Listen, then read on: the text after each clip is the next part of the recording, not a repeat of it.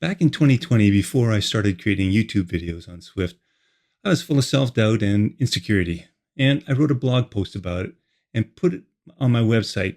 But of course, because I'm a relatively unknown and maybe still am, it didn't get many hits. But I got something off my chest. And the question was, can I call myself a software developer? Well, that question still remains, but today I submitted that blog post to Notebook LM and asked it to create a podcast from that post just to see what it would come up with. And quite frankly, I was absolutely amazed. So I thought that I'd share it with you here. It's only about 5 minutes long, and I'll leave a link in the description to all the resources mentioned in that podcast.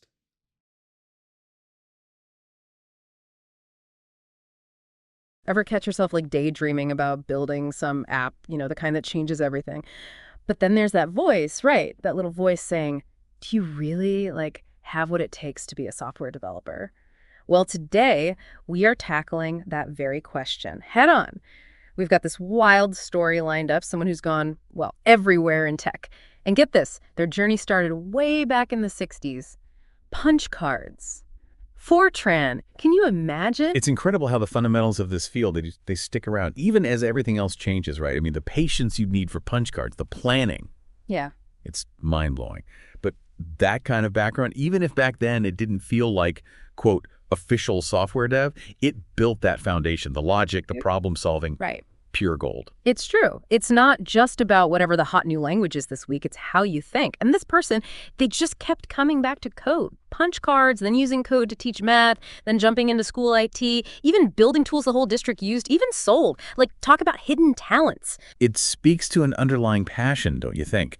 And that's what's so interesting about this story we're diving into.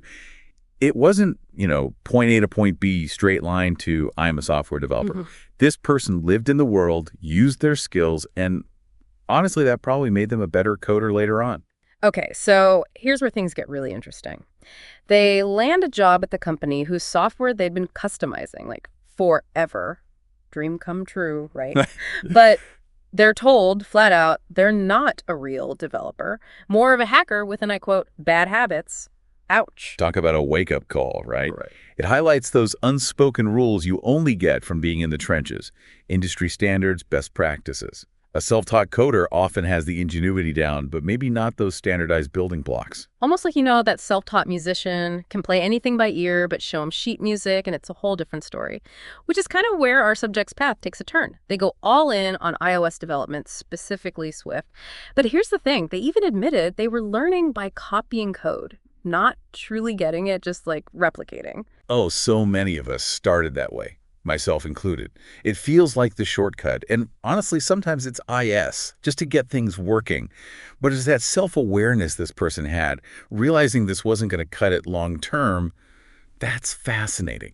You're tracing a masterpiece. You get the outline, but not the technique underneath, So how'd they break out of the copy-paste cycle? Back to school, coding tutors. Did they stare at code till it made sense? They went hardcore self-learning, but with purpose this time. Sought out the best of the best. People like Ray Wenderlich, Paul Hudson. These aren't just big names. They're known for teaching you to do things right. Yeah. And of course, shout out to Hacking with Swift. Got to mention it. Hacking with Swift, the gateway drug to actually building your own apps. I've dabbled. It's so satisfying when your code does something, anything, on a device you use. Exactly. That's the magic of those resources. They bridge that gap, theory, to actually making stuff. You're not just getting code, you're getting the hows, the whys, the stuff that takes code from it works to it's good. And did it work? Because remember, this is all while holding down a full-time job, right? The dedication is nuts. 9, count 'em, 9 iPhone apps. Some even had Apple Watch companions. Then they conquer a Mac app, even dip their toes into the wild west of Android with Kotlin. This isn't just coding in the basement. It's a whole software development journey. 9 iPhone apps. That's going pro. Did they release them? Were they hits? Tell me there's some secret success story here. No details on the apps themselves, but that volume, that tells you something. Consistent effort plus good practices, that's the portfolio that turns heads. And let's not forget, all this while battling the ageism that, sadly, exists in tech. It's like they were running a marathon with weights strapped to their ankles and still blew past everyone. But here's the real head scratcher. Yeah. Even after all that, they still asked, am I a software developer? How do you achieve that much and still question your place? It's such a common question, especially in a field that never sits still. The pressure to be validated, imposter syndrome, it creeps up on even the most accomplished folks. So what's the answer? Is there some, like, ceremony you get your official "you are a developer" badge? Or is it more about, I don't know, just constantly learning, adapting, and building things people actually use? Maybe it's both, right? The title matters, sure, but it's that dedication to getting better, to making things better constantly. Not just the code, but how you get there. Right, like the most brilliant coder, if they're in a vacuum, they miss out.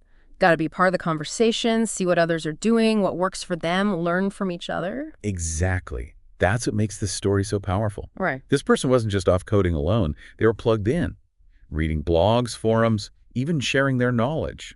That's the step from coder to developer. You're part of the whole thing evolving. It's like the definition is always shifting, not just the skills, but the mindset, the passion, I don't know, always wanting to level up, even maybe to make a difference. Absolutely. It's a journey, not a destination, right? And it's open to anyone, no matter your background, your age, whether you've got senior dev on your business card or not.